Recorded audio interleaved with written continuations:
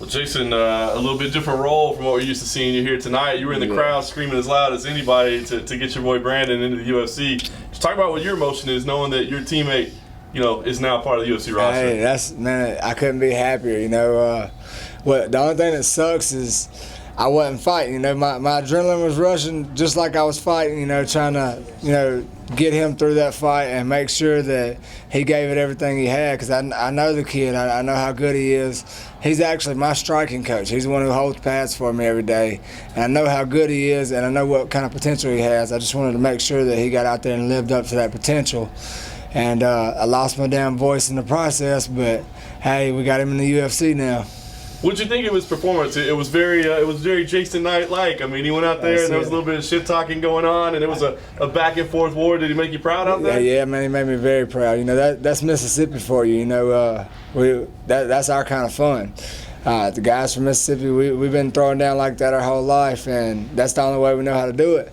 So now we got three guys in the UFC.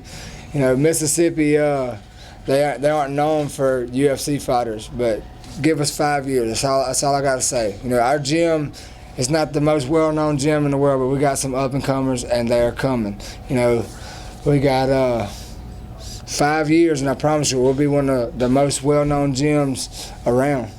What do you think about this experience? I mean, you came to the UFC a different way, but what do you think about this whole experience? Is this a thing that fighters should look forward to? Is this a good path to make it in? Yeah, man, I think, you got to go out there and you got to really want it. You see some of these guys that go out here and they try to play it safe.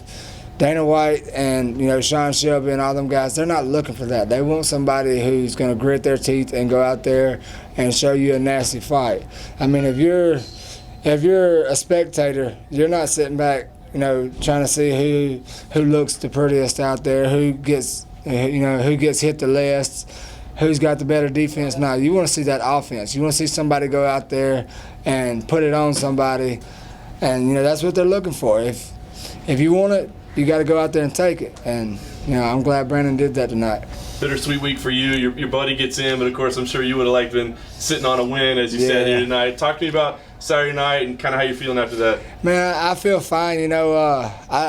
Something that helped me out a whole lot. I talked to Ricardo Lamas' dad after the fight, and his dad he said, man, this loss would have been catastrophic for Ricardo. It would have put him way back in his career. Probably pushed him more towards retirement. For me, this loss was nothing. I lost to the number 3 guy in the world. I'm number 15, and I'm just now getting started. He's close to the end of his run, and I'm going to bounce back so much stronger, man. I've had 3 losses in my career out of 33 fights. As amateur and pro, I've had 33 fights, and I've had 3 losses. Out of those 30 fights, I learned about this much. Out of those 30 wins, I've learned about this much. Those 3 losses, I promise you, I learned so much more from the losses. And the way I look at it, it's not really a loss if you learn from it. If you don't take nothing away from it, then yeah, you're losing. But it's just a speed bump on the way to where I'm going. And I promise you, you'll see me back better than ever. And I won't ever leave this sport until I'm something people's going to talk about for years and years, and make sure that I go down in that Hall of Fame.